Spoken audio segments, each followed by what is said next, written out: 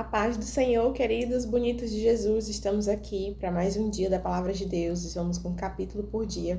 Estamos em Lucas, capítulo 23. Jesus diante de Pilatos. Levantando-se toda a assembleia, levaram Jesus a Pilatos e ali começaram a acusá-lo, dizendo: Encontramos este homem pervertendo a nossa nação, impedindo que se pague imposto a César e afirmando ser ele o Cristo Rei. Então Pilatos perguntou a Jesus: Você é o rei dos judeus? Jesus respondeu: O Senhor está dizendo isso. Então Pilatos disse aos principais sacerdotes e à multidão: Não vejo neste homem crime algum. Mas eles incitavam cada vez mais, dizendo: Ele agita o povo, ensinando por toda a Galileia, por toda a Judéia. Começou na Galileia e agora chegou aqui. Jesus diante de Herodes.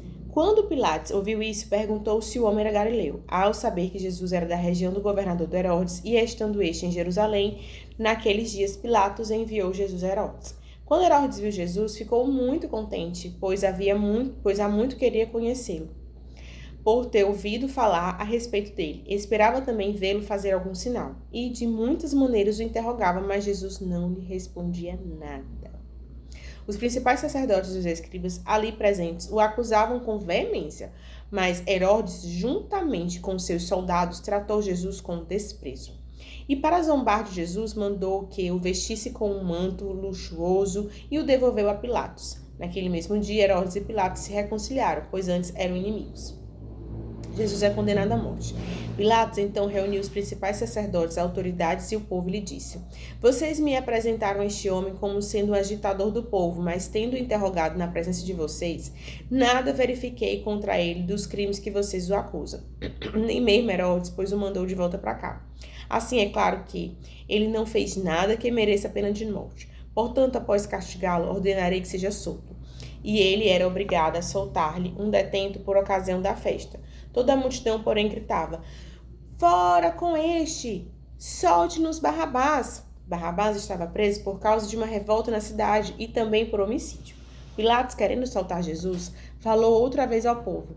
Eles, porém, gritavam mais alto: Crucifique! Crucifique-o!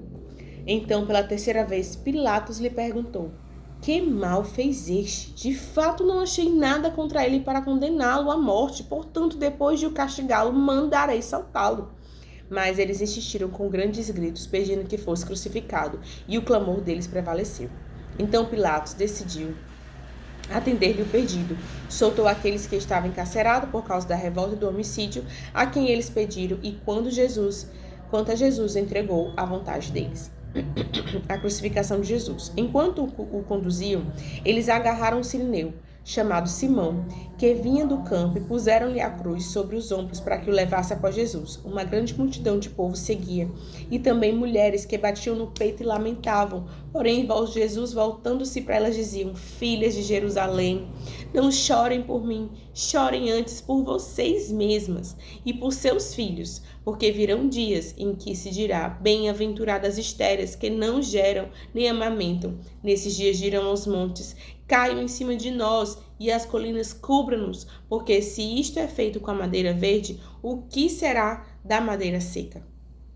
E também eram levados outros dois, que eram malfeitores, para serem executados com Jesus. Quando chegaram ao lugar chamado Calvário, ali o crucificaram, e bem com os malfeitores, um à sua direita e outro à esquerda. Mas Jesus dizia: Pai, perdoa-lhes porque não sabem o que fazem.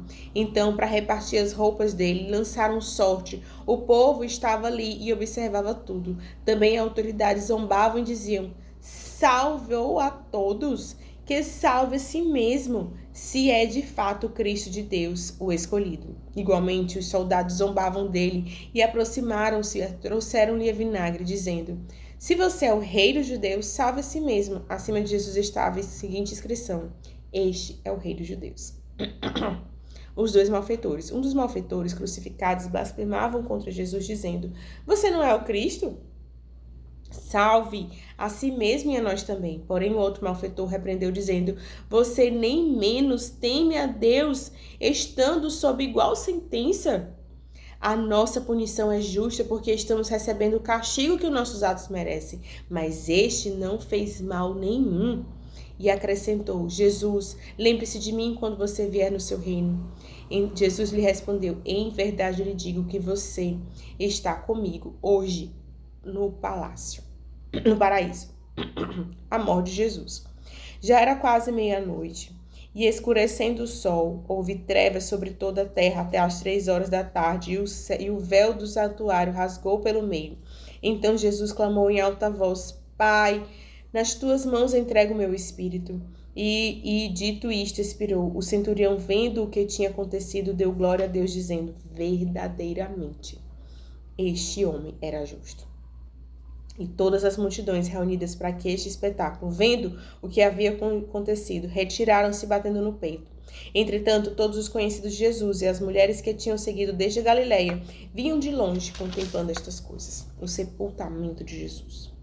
E eis que havia um homem chamado José, membro do Sinédrio, homem bom e justo, que não tinha concordado com o plano e a ação dos outros. Era natural de Arimateia, a cidade dos judeus, e esperava o reino de Deus. Ele foi até Pilatos, e ele pediu o corpo de Jesus, e tirando da cruz, envolveu num lençol de linho, e depositou num túmulo aberto, numa rocha onde ninguém havia sido sepultado antes. Era o dia da preparação, o sábado estava para começar. As mulheres que tinham vindo com Jesus desde a Galileia seguiram José e viram o túmulo, e com o corpo foi colocado. Então se retiraram para preparar óleos aromáticos e perfumes, e no sábado descansaram segundo o mandamento. Eu profetizo sobre a sua vida e sobre a minha vida, que nós seremos aqueles que, como José, que estava ali, mesmo com os outros, vamos discordar daquilo que não é justo, daquilo que não é bom, porque os céus proclamam a glória de Deus e a terra tem que ser como os céus. Que nós possamos ser esses que ainda somos boca do Senhor para esta nação, somos boca do Senhor para este povo que cada vez mais anda para a perdição. Em nome de Jesus, amém.